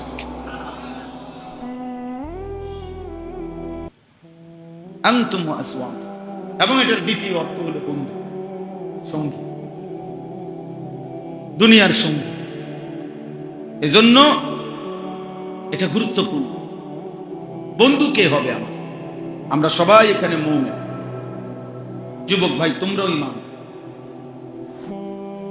কোনোভাবে দোস্ত, মোবাইলে অনেকে তোমরা এটা বুঝতে চাও না, এই মোবাইল, ফেসবুক বা ইত্যাদি ইত্যাদিতে, আহা, কোনো জাত নাই, ফাত নাই, কোনো ধর্ম নাই, কিচ্ছু নাই, আল্লাহ নাই, খোদা নাই, সবাই তোমার ফ্রেন্ড। কাফের, বেঈমান, মুশরিক, নাস্তিক, মুরতাদ, আল্লাহদ্রোহী, ও ফ্রেন্ড, ও তোমার ফ্রেন্ড। না না না, কসম আল্লাহ, এটা মুমিনের হইতে পারে। তুমি সংকীর্ণতা বলবা, এটা এটা সাম্প্রদায়িকতা বলবা, এটা উদার মানসিকতার বিপরীত বলবা। তোমার এই সমস্ত ফায়সালা যে এটা সাম্প্রদায়িকতা, এটা সংকীর্ণতা, এটা উদার মানসিকতার পরিপন্থী, এগুলো তো তোমার মতো কোনো মানুষের বক্তব্য, এটি আল্লাহর বক্তব্য না।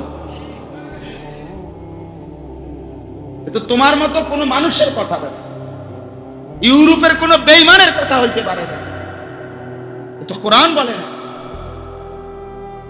তাইলে বাহ্যিক সম্পর্ক, দুনিয়া চলতে ফিরতে, লেনদেন, উঠা বসার জন্য স্বাভাবিক সম্পর্ক, স্বাভাবিক চলন বলন যেই কোনো কারোর সাথে হইতে পারে, কাফের বেঈমানের সাথে হইতে পারে, কিন্তু বন্ধুত্ব, কলিজার ঠাই, খোদার কসম, এটা অন্য কারোর জন্য হইতে পারে না।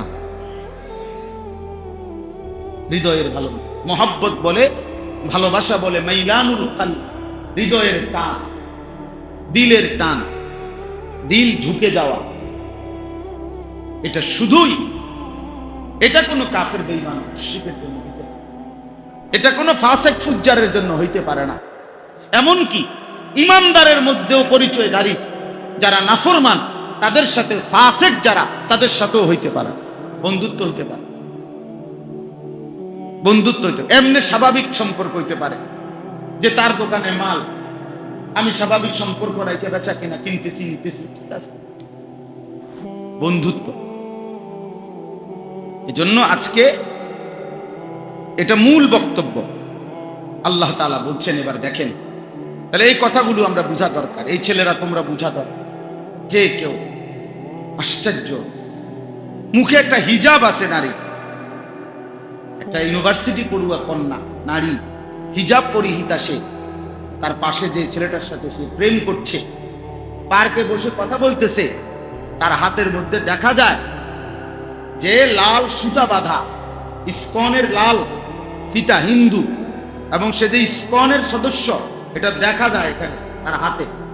এই অবস্থায় একটা মেয়েকে জিজ্ঞেস করা হয়েছে এই বাংলাদেশে যে তুমি একজন মুসলিম রমণী হয়ে, মুসলিম বোন হয়ে এরকম একজন হিন্দু ব্যক্তির সাথে কিভাবে প্রেম করছো? সে বলছে সবার উপরে মানুষ সত্য, এখানে ধর্ম মুখ্য নয়, এখানে মানবতা মুখ্য। চমৎকার লোভনীয় শব্দ আমাদের সন্তানদেরকে বুঝায় দিচ্ছে। ওনারা অনেক পণ্ডিত, যে হুজুররা জানে কি, তো হুজুর, হুজুর মানুষ, আপনারা জানেন কি না? আমরা জানি না, আমরা চিরা খাই, আমনে হুদা ভাত খান, আমরা বন্দি আর চা দিয়ে ভিজাইয়া খাই, আমনে হুদা ভাত খান, আমরা বুঝি না। আমরা শান্তের দেশে থেকে বড় হয়েছি, আমরা বুঝতাম না কেন? কথা বলেন না কেন? সাধারণ জনগণ যেটারে টাইলস বলে, আমরা হুজুররা সেটারে মাটি বলি না। না, আমরা যেহেতু বুঝি না, আমরা কেমনে বুঝবো টাইলস? মাটি না। মানুষে যেটারে পাঙ্গাস মাছ পায়, আমরা এটা তেলাপিয়া মাছ, তো তা বুঝি না কি? আপনি আমরা এটা জিগেন না, হুজুর আমরা বেড়া বোঝেন না, বেড়ি বোঝেন না, তো কি বুঝি না? এখন যে দুপুর, এটা আমি বুঝছিলাম তো, এখন যে পরিষ্কার দুপুর, এখন তো দুপুর না, কি কথা বলেন না কেন? তো তা আমি বুঝছি এখন দুপুর। হ্যাঁ, আমি বোকা? তা আপনি যেটা বুঝছেন আমি তো এটাই বুঝছি। কথা বোঝেন নাই আমার? না বুঝার কি আছে? না বুঝার কি আছে? এই জন্য দোস্ত, এটা বুঝা দরকার। প্রিয় যুবক ভাই, জিন্দেগির গতি ঠিক করা দরকার। জীবনে যার কোনো গন্তব্য নাই, গতি নাই, আমি যাচ্ছি কোথায়, যাব কোথায়, আমি কোথায় গিয়ে থামবো, আমার পরিচয় কি, আমি আসবো কোথেকে, আসলাম কোথেকে, আমি যে সে ফিরবো কোথায়, এইটা যার জীবনে নাই, সে ব্যর্থ মানুষ। এজন্য আজকে এটা বক্তব্য আমার, যে বন্ধু হবে কে? মুমিনের বন্ধু কে হবে? এবার দেখেন কি বলে, আর ইন্নামা ওয়ালিয়ুকুম, নিশ্চয়ই তোমাদের বন্ধু, নিশ্চয়ই তোমাদের বন্ধু হবে, মুমিনের বন্ধু হবে কে? আল্লাহ। এই প্রথম শব্দ, ইন্নামা ওয়ালিয়ুকুমুল্লাহ, মুমিনের প্রথম বন্ধু আল্লাহ। কে? আবার বলেন কে? ওয়াল্লাযীনা আমানু আশাদ্দু হুব্বাল লিল্লাহ। আল্লাহ বলে যারা মুমিন, যারা ঈমানদার, তাদের সবচাইতে বেশি ভালোবাসা আল্লাহর জন্যে। কার জন্যে? ইয়া আইয়ুহাল্লাযীনা আমানু মান ইয়ারতাদ্দা মিনকুম আন দীনিহি ফাসাউফা ইয়াতিল্লাহু বিকওমিন ইউহিব্বুহুম ওয়া ইউহিব্বুনাহু। আল্লাহ বলেন, হে ঈমানদারগণ, আমি আল্লাহ বলছি, বান্দারা, পৃথিবীর সমস্ত মুমিন তোমরা যদি আমি আল্লাহর দ্বীন থেকে মুরতাদ হয়ে যাও, ত্যাগ করে ফেলো, কোনো সমস্যা নাই। আমি জমিনে এমন জাতি, এমন গোষ্ঠী, এমন সম্প্রদায়, আমার এমন বান্দা জমিনে আনবই, রাখবই, ইউহিব্বুহুম ওয়া ইউহিব্বুনা, যারা আমি আল্লাহকে ভালোবাসবে, আমি আল্লাহও যাদেরকে ভালোবাসবো। তুমি না থাকলেও এমন বান্দা থাকবে। আল্লাহ ওয়াদা দিয়েছেন, কোরআন শরীফ আল্লাহর ওয়াদা, যে তোমরা যদি সকলেই আমি আল্লাহর দ্বীন ছেড়ে দাও, মনে করো না আমি আল্লাহ আটকায়া যাব না, বান্দা আমি জমিনে এমন মানুষ রাখবো, ইউহিব্বুহুম ওয়া ইউহিব্বুনা, যারা আমাকে ভালোবাসবে, আমি যাদেরকে ভালোবাসবো। हम यहां से तुम वहां से, दोनों জানিব से ইশারা। আমি এদিক থেকে, তিনি ওই দিক থেকে, দুই দিক থেকে ইশারা, একে অপরকে ভালোবাসে। আমার শায়েখ আল্লামা মুফতি মুশতাকুর নবী কাসেমী হযরত যদি বলেন, যে বান্দা যদি বলে, আল্লাহ আমার দুনিয়া আমি আপনারে দিলাম, রব্বুল আলামিন বলবে, দুনিয়া আখিরাত দুইটাই আমি তোমারে দিলাম। তুমি আমি, আমি তুমি, তুমি আমি। রাদিয়াতাম মারদিয়া, আমিও রাজি, তুমিও রাজি। ইয়া আইয়াতুহান নাফসুল মুতমাইন্নাহ ইরজিই ইলা রাব্বিক রাদিয়াতাম মারদিয়া, আমিও রাজি, তুমিও রাজি, চলে আসো। বান্দার হালাত যখন এমন হয়, বান্দাও আল্লাহর উপরে রাজি, আল্লাহও বান্দার উপরে রাজি, তখন আল্লাহ ডাক দিয়ে বলে, বান্দা আর থাকতে হবে না, দুনিয়ায় চলে আসো। বান্দা যেন বলে, আল্লাহ চলে আসবো নাকি? আল্লাহ বলে, কেন আসবা না? আমিও তো রাজি, তুমিও তো রাজি, আসবা না কেন? আইসাই বড়। আল মাউতু জাসরুন ইউসিলুল হাবিব ইলাল হাবিব, তাফসীরে কুরতুবী লেখক, ওনার কিতাবে আমরা পড়ছি, মৃত্যু হলো একটা ফুল, মৃত্যু একটা ব্রিজ, মৃত্যু একটা সাগর, সাগর জাসরুন একটা পোল, একটা ব্রিজ। এই পারে এক বন্ধু দাঁড়িয়ে আছে, ওই পারে আরেক বন্ধু দাঁড়িয়ে আছে, দুই বন্ধু একত্র হবে, শুধু ব্রিজটা পার হবে। শুধু কি পার হবে? ব্রিজটা পার হবে। ওই পারের বন্ধুর নাম আল্লাহ, এ পারের বন্ধুর নাম মোমেন। ওই পারের বন্ধু আল্লাহ ডাক দিয়ে বলে, ব্রিজ পার হও, মানে মৃত্যুবরণ করো, বন্ধুর সাথে মোলাকাত করো। আল মাউতু জাসরুন, মৃত্যু একটা পুলের মতো, যেটা ইউসিলুল হাবিব ইলাল হাবিব, যেটা বন্ধুকে বন্ধুর সাথে মিলায়। আরেকটা মজার ঘটনা শুনে, ইব্রাহিম আলাইহিস সালাম নাম শুনছেন না? তো ইব্রাহিম আলাইহিস সালাম তো আল্লাহ তাআলার বন্ধু ছিলেন, ছিলেননি? খলিলুল্লাহ না? আল্লাহই তো বলছে যে আমি ইব্রাহিমকে বন্ধু বানাইলাম, ওয়াত্তাখাযাল্লাহু ইব্রাহিমা খলিলা। তো মালাকুল মউত আজরাইল আসছে, এটাও ওই কিতাবে আছে, আত-তাযকিরা। ইব্রাহিম আলাইহিস সালামের কাছে আজরাইল আয়েশা, আজরাইল বলছে, আপনি যদি রাজি থাকেন, আল্লাহ তাআলা পাঠাইছেন আপনার জান কবজ করার জন্য। হাদিসের মধ্যে আছে, নবীদেরকে জান কবজের পূর্বে আজরাইল বলতো। মানুষের বেলায় তো কি নেয় না, অনুমতি নেয় না, কিন্তু আম্বিয়াদের বৈশিষ্ট্য হলো, আম্বিয়াদেরকে জানাই নেই, ওনাদের কি করে, রুহু কবজ করে।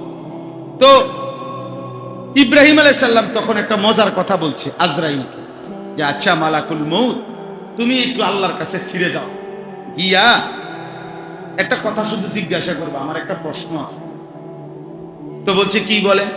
আল্লাহকে গিয়ে জিজ্ঞাসা করবা, বলবা যে ইব্রাহিম জানতে চাইছে আয়াকবিজুল খলিল রুহা খালিলিহি, বন্ধু কি বন্ধুর জান কবজ করে?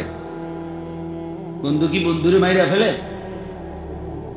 আমি না ওনার বন্ধু, উনি না আমার বন্ধু বলে এখন আবার বন্ধু মাইরা ফেলতে চাচ্ছে, জান কবজ করে বন্ধু? কয়টা গিয়ে জিগাও তো কি কয় দাও। তো আজরাইল গিয়া আল্লাহকে বলছে, আল্লাহ আপনি তো শুনছেনই, তাকে আমার যেহেতু ফাটাইছে আমি জিগাইলাম, আল্লাহ তুই শুনে নাই আগে? তো আজরাইল বলছে, ইব্রাহিম জানতে চাইছে, ইব্রাহিম নবী, যে বন্ধু কি বন্ধুর জান কবজ করে? তো আল্লাহ তাআলা বলছেন, ওফ, আল্লাহ তাআলা বলছে, জি আজরাইল, তুমি কি ইব্রাহিমকে আরেকটা কথা বলবা? আমার পক্ষ থেকে এটা জিজ্ঞাসা করো এবার কি, আয়াকরাহুল খলিলু লিকা খলিলিহি, বন্ধু কি বন্ধুর সাক্ষাৎ অপছন্দ করে? বন্ধু কি বন্ধুর মুলাকাত অপছন্দ করে? ইব্রাহিম আলাইহিস সালামের কাছে আয়েশা বলছে, আর ইব্রাহিম আলাইহিস সালাম তো সাথে সাথে বলছে, হায় এটা তো আসলে মৃত্যু না, এটা তো আমার পরম সেই বন্ধুর মুলাকাত।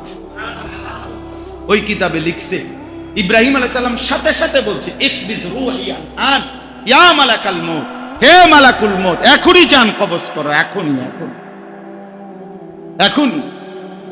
এজন্য আল্লাহর নবী সাল্লাল্লাহু আলাইহি ওয়াসাল্লাম ইন্তেকালের পূর্ব মুহূর্তে নবীজিরও দোয়া ছিল এটা, আল্লাহুম্মা রফিকাল আ'লা, হে আল্লাহ আমি আমার শ্রেষ্ঠ বন্ধু আপনার সান্নিধ্যেই যেতে চাই। হাদিস আছে, ইন্নামা ওয়ালিয়ুকুমুল্লাহ, মুমিনের বন্ধু হবে আল্লাহ। 2 নাম্বার, ওয়া রাসূলুহু, তার রাসূল নবী মুহাম্মদ সাল্লাল্লাহু আলাইহি ওয়াসাল্লাম। তাহলে মুমিনের দ্বিতীয় বন্ধুকে রাসূলুল্লাহ। কে ভাই বলেন না কে? এজন্য আল্লাহর নবী সাল্লাল্লাহু আলাইহি সাল্লাম সাহাবায়ে কেরামের কলিজার ভিতরে এইটা শেষ পর্যন্ত এই সবক মস্ক করাইছে, এই কথা দিলে দিলে প্রত্যেক সাহাবীর মধ্যে এটা বসাইছে যে তোমার জিন্দেগীর সবকিছুর চাইতে আমি রাসূলই হব আল্লাহর পরে সবচেয়ে বেশি ভালোবাসা। এমন কি ওমর রাদিয়াল্লাহু তাআলা আনহুর মতো সাহাবী একবার শুধু জীবনে বলছে, লা আনতা আহাব্বু ইলাইয়া মিন কুল্লি শাইইন ইল্লা নাফসি, হে আল্লাহর নবী আপনি আমার কাছে আমার সবকিছুর চাইতে বেশি প্রিয়, শুধু কেবল আমার জীবনটার চাইতে না, আমি নিজের জানটাকে একটু বেশি ভালোবাসি, এছাড়া বাকি যত কিছু আছে আমার ঘর পরিবার অর্থ সম্পদ দুনিয়ার বাকি সব কিছুর চাইতে আপনি আমার বেশি প্রিয়। আল্লাহর নবী সাল্লাল্লাহু আলাইহি ওয়াসাল্লাম বলছেন, লা ইয়া ওমর, না ওমর, মুমিন হইতে পারো না, মুমিন হইতে পারো নাই।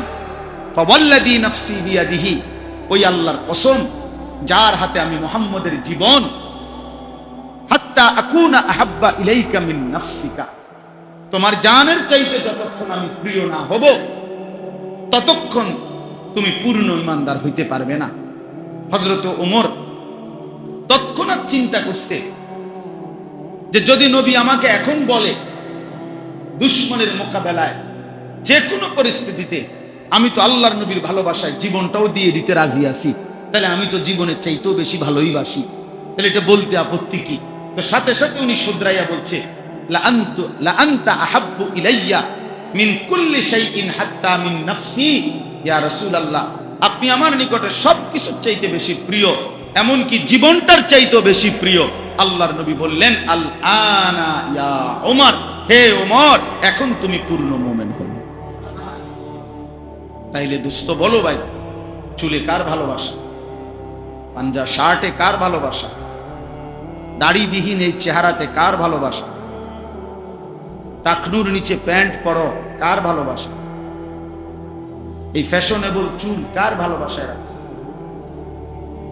বলো ভাই, বলো। আইসো না ভাইয়া, উড়াই দিও না, ফেলে দিও না। এমন একদিন আসবে দোস্ত, হয়তো আর বলার মতো কেউ থাকবে না, কেউ কোনোদিন মনেও। পৃথিবীতে এমন বহু দেশ আছে যেখানে পরিচয়ধারী মুসলমান আছে, কিন্তু বছরের পর বছর যাদের কাছে আল্লাহর কথা পৌঁছাইবারও কোনো ব্যবস্থা নেই। আজ তো আলহামদুলিল্লাহ আমরা বলতেছি, হয়তো কোনদিন এমন হবে যে বলার সুযোগ নেই। 850 বছরে একদিন, 850 বছর স্পেনে পৃথিবীর মুসলমানদের সবচেয়ে বড় সফল রাজত্ব ছিল, এলমের জয় জয়কার ছিল। এই যার নাম বলছি এতক্ষণ ঘটনা, তাফসীরে কুরতুবী, মানে এই যে কিতাব থেকে বললাম যে ইব্রাহিম আলাইহিস সালামের ঘটনা কইলাম এবং মৃত্যু কোলের মতো বললাম না, এটা যিনি এইটার লেখক উনি স্পেনের। এই কুরতুবা মানে কর্ডোবা, স্পেনের একটি গুরুত্বপূর্ণ এলাকার নাম কর্ডোবা। কর্ডোবা এটা স্পেনের পৃথিবীর সবচেয়ে বিখ্যাত ফুটবল ক্লাবের একটি ক্লাবের নাম হলো বার্সেলোনা, আছে না? এটা স্পেনের একটি এলাকা, স্পেনের একটি জায়গার নাম হলো বার্সেলোনা। এইখানে পৃথিবীর সবচেয়ে দামি 850 বছরে এক সময় মুসলমানদের জগৎ বিখ্যাত অসংখ্য আলেম ফকিহ এই বার্সেলোনাতে ছিল। আজ তারা ফুটবলে বিখ্যাত, আজ তাদের ঐতিহ্য। পৃথিবীতে বর্তমান স্পেনিশ খেলোয়াড়, ফুটবল খেলোয়াড়ের জগতে সবচেয়ে দামি খেলোয়াড়। পৃথিবীতে সবচেয়ে বেশি ফুটবল ক্লাব স্পেনের ক্লাব, অথচ এটা ছিল না ইতিহাস। ইতিহাস ছিল 850 বছর মুসলমানদের। এই জন্য দোস্ত, আল্লাহকে ছেড়ে দাও। একটা প্রজন্মের তোমরা যদি 90%, একটা জেনারেশনের যদি 95% কিশোর যুবক মুসলিম পরিচয়ধারী, মা বাবা মুসলমান, এভাবে যদি তোমরা ইসলামকে নিজেদের চুল, চেহারা, লেবাস, পোশাক, কর্ম, চিন্তা, চেতনা, বিশ্বাস, মূল্যবোধ থেকে এভাবে বিদায় করে দাও, খোদার কসম এমন কোনোদিন যদি হয় যে আর এর পরের জেনারেশন, একটা প্রজন্ম আইসা ইসলাম কি, আল্লাহ কি, রসুল কি, দিন কি, খোদা কি কিছুই চিনবে না, কিছুই চিনবে। স্পেনের এখনকার জেনারেশন তা চিনে না। আজ তাদের ঐতিহ্য, তাদের স্বপ্ন ফুটবলের নামি দামি খেলোয়াড় হওয়া। স্পেন তো ফুটবলের জন্য জন্ম নেয়, ফুটবলের জন্য জন্ম। হ্যাঁ, 550 বছর এই ভারতীয় উপমহাদেশে, এই হিন্দুস্তানে, এই দিল্লিতে মুসলমান রাজত্ব করছে। আজ সেই অঞ্চলে মুসলমান নিজের জানটুকু বাঁচাইবার জন্য সংখ্যালঘু হিসাবে এই কসাই মোদির দোসরদের হাতে প্রতিনিয়ত নিজের জীবনটা দিয়ে ঘর হারা, বাড়ি হারা। অথচ তারাই ছিল কি এই হিন্দুস্তানের শাসক। মোগল সাম্রাজ্য কোথায় ছিল? এই হিন্দুস্তানে ছিল না? সেই জহিরুদ্দিন মোহাম্মদ বাবর কোথায় গেল হারিয়ে? কোথায় সেই আওরঙ্গজেব? কোথায় আলমগীর? কোথায় শাহজাহান? কোথায় হুমায়ুন? কোথায় জালালউদ্দিন আকবর? কোথায় মুসলিম শাসক? কোথায় তারা? কোথায় সেই বাংলার নবাব? কোথায় তারা?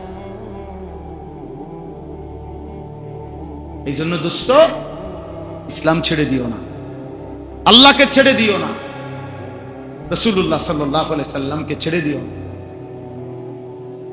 আপনাদের প্রত্যেকের কাছে নিজের ঘর, স্ত্রী, সন্তানের জীবন থেকে এভাবে ইসলাম বিদায় দিয়েন। আপনাদের একটা সময়ের জেনারেশন আল্লাহ চিনবেন। 30 বছরের ঘরের মধ্যে দুর্ভাগা মুসলমান ঘরের মধ্যে স্থায়ীভাবে টেলিভিশনটাকে জীবনের তরে মেনে নিছেন। কাপুরুষ বেটা, কাপুরুষ তুমি মুসলমান, কাপুরুষ তুমি। তুমি তোমার বিবি বাচ্চার জন্য জীবনের তরে নাচ, গান, টেলিভিশন, নাটক, সিনেমা দেখবে আমার বউ বাচ্চা, এটা জীবনের সাথে মিশাইয়া দিছে, এটা ঘরের অংশ বানাইয়া দিছে, এটা ঘরের ফার্নিচারের অংশ বানাইয়া দিছে।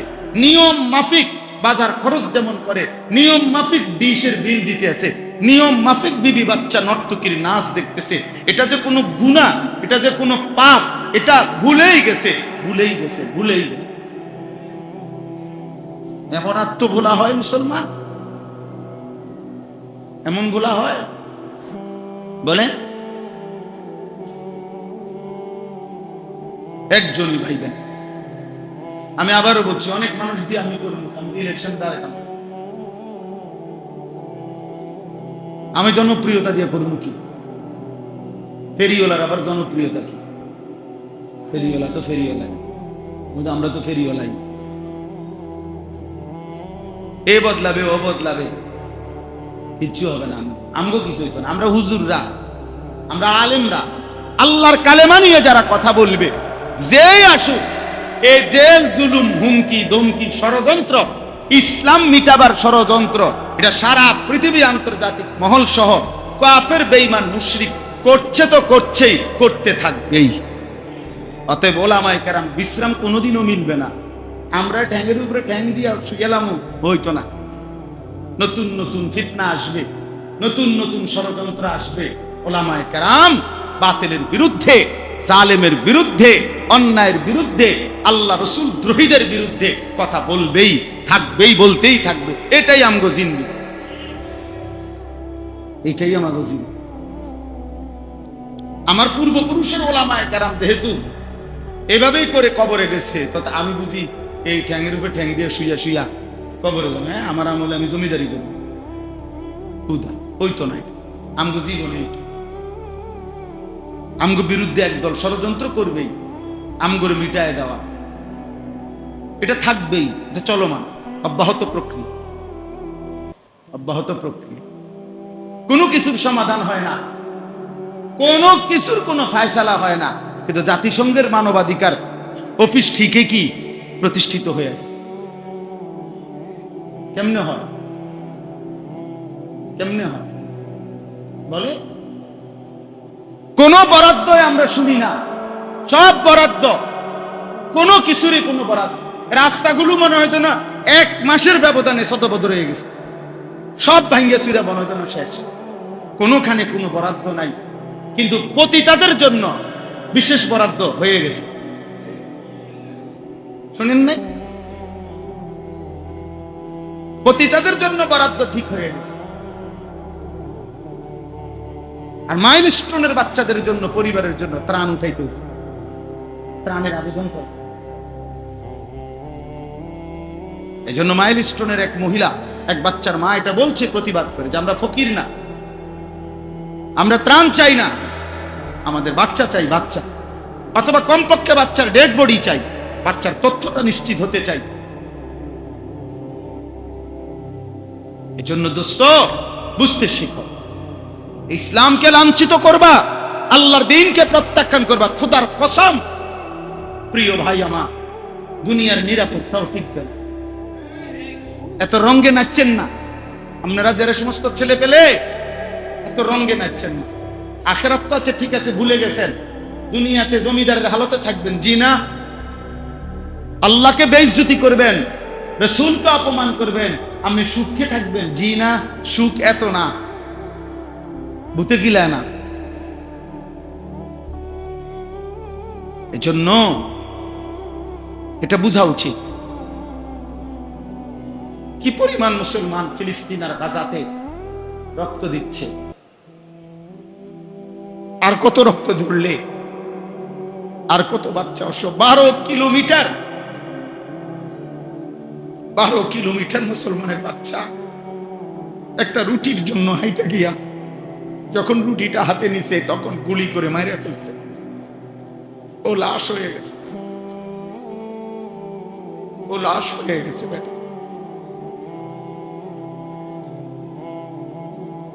চাইতে দুঃখের কথা কি হইতে পারে? এই সভ্য পৃথিবীতে মুসলমানের এই করুণ পরিণতি আর কি হইতে পারে বলো ভাই? দেখো, নারীয়ে দেখো, ছবিয়ে দেখো, মোবাইলের নেশা তোমাদের ছুটলো না, নারীর নেশা তোমাকে ছুটলো। তোমরা ভাবছো তোমাদের উপরে কোনোদিন মুসিবত আসবে না, তোমরা মনে করছো তোমাদের উপরে কোনো বিপদ হবে না। বিপদ শুধু ফিলিস্তিনের জন্য বরাদ্দ, ক্ষুধার কষ্ট শুধু গাজাবাসীর জন্য বরাদ্দ না, আজীবন ওদের জন্যই বরাদ্দ হয়ে গেছে এটা নাকি? ঠিক আছে, চলো চলো ভাই, যে যতক্ষণ পারো চলো, কিন্তু বাকি মনে রাখো মরতেই হবে। হাসলেও মরে যাইবা, কাঁদলেও মরে। সুখের রাতও ভোর হয়, দুঃখের রাতও, বাসর রাতও ভোর হয়, ফাঁসির রাতও কোন রাতই আর বাকি থাকে। আল্লাহ আমাদেরকে বুঝ দান করে। ওয়াল্লাযীনা আমানুল্লাযীনা ইউকিমুনাস সালাতা ওয়া ইউতুনাজ যাকাতা ওয়া হুম রাকিউন। আল্লাহ তাআলা বলেন, এক নাম্বার মুমিনের বন্ধু হবে আল্লাহ, দুই নাম্বার রাসূলুল্লাহ, তিন নাম্বার ওই সমস্ত ঈমানদার। ভাইয়া শেষ কথা, ওই সমস্ত ঈমানদার, আবারও বলছি ওই সমস্ত ঈমানদার। দোস্ত, আপনারা দুইজন ভাই মোবাইলে এতটা সময় দেওয়াটা ভদ্রতা হইল না, সুন্দর হইল না। চেহারা দেখে তো বুঝের মানুষ মনে হয়েছিল। আমার আফসুস লাগলো আপনাদেরকে দেখে, তাকাইয়েই ছিলাম। এত গাফেল মানুষ হয় না। মোবাইল টিপা বাকি থাকলে বাইরে গিয়া মোবাইল টিপে, বাইরে ঠ্যাঙ্গালগি দিয়ে হাঁটেন, অসুবিধা কি? আমি ছেড়ে দেওয়ার মানুষ না। আমি জীবনে একবার হলে একবারই বললাম, আর আসলাম না, অসুবিধা কি? কথা বোঝেন নাই আমার? অসুবিধা, আমি তো আগেই কইছি, আমি তো জনসমর্থন দিয়ে করবো কি? আমি তো ভোটে খেলাইছি না।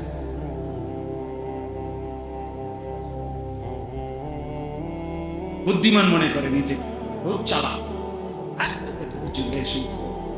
বাদ দা খাল্লি বাল্লি, জানে কি ওরা ভাত খাইতে ভাত পায় না, ওরা বলবে মোবাইলেই আমার আব্বা, মোবাইলেই আমার মা, মোবাইলেই আমার জীবন।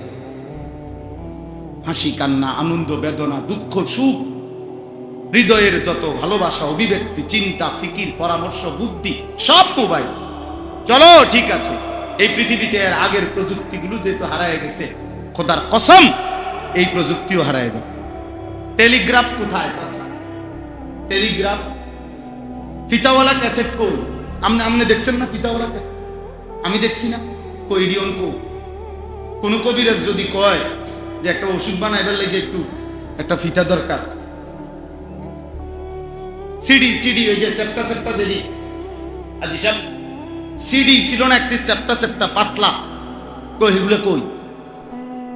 ওগুলা কই? এখন কোথায় এগুলো? বলো ভাই। আমি দেখছি, আমি সিডি দেখছি, আমি এই ফিতাওয়ালা ক্যাসেট দেখছি, টেলিগ্রাফ দেখছি, ডাক পিয়নের চিঠি। আমরা তো পুরাটা পড়ালেখার জীবন চিঠি পাঠাইতাম বাড়িতে, পোস্ট কার্ড, ওই যে নিচে দিয়ে কদ্দুর লেখা দিত, আর পোস্ট কার্ড একটা ছিল না, একটা কাগজের মধ্যেই এগুলা ছিল। কই এখন? কই এখন? কই? ল্যান্ড ফোন ছিল, এমনি এমনি ঘুরে ঘুরে যে কল করতাম ফোন, ওইগুলা কই চাচা? আছে এগুলা? তো আমার বয়স তো কমপক্ষে 300 বছর, ঠিক না? 300 বছর, আমার বয়স 44 বছর। তো 44 বছরের ভিতরে এতগুলো প্রযুক্তি, আমার এই 44 বছরের ভিতরে যদি হারায় যায়, তোমার পরবর্তী 44 বছরের ভিতরে দেখবা তোমার এই সময়েরও অনেক কিছু নাই। রাগ হইও না বাপ, হয়তো কোনোদিন মনে থাকবে, এই জন্য বললাম আর কি। মোবাইল থাকতে না, ফেসবুকের আব্বাও থাকবে না, ফেসবুকের বাপও থাকবে না, ইউটিউবও থাকবে, কোনোটাই থাকবে। প্রতিনিয়ত প্রযুক্তি এর চাইতে আপডেট হয়ে যায়। ওই যে এআই এখন যেটা ওটি সব হালাই দিছে, সব মার দিয়ে গেছে। এখন যেটা নতুন এআই, হ্যাঁ কিতা এটার নাম?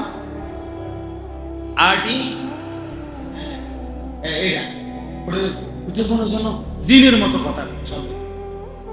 একটা ব্যক্তির একেবারে সর্বশেষ রুচি অভ্যাসটা পর্যন্ত এটার মধ্যে সার্চ করি, মনে হয় যেন 800 কোটি মানুষের ব্যাপারে আলাদা আলাদা তথ্য দিতে পারে। কিভাবে সম্ভব? কিভাবে সম্ভব? কি চ্যাট জিপিটি নাকি? তা প্রতিনিয়ত প্রযুক্তি বদলাই যায়। আমার একজন ভাই বলছে, চায়না থেকে আইসা, আমার খুব ঘনিষ্ঠ মানুষ, উনি বলছে হুজুর আমি নিজে দেখে আসছি এমন প্রযুক্তি মোবাইলের যে শুধু আপনি কল্পনা করবেন, অন্তরে ভাববেন, আর ওই ডিভাইসটা, ওই মোবাইলটা আপনার সাথে থাকার কারণে সেটা আপনার অন্তর থেকে, দিলের থেকে চিন্তাটা টাইনা নিবে। এরপরে যখনই আপনি মোবাইল অন করবেন ওই বিষয়ের তথ্য আপনার কাছে সরবরাহ হবে।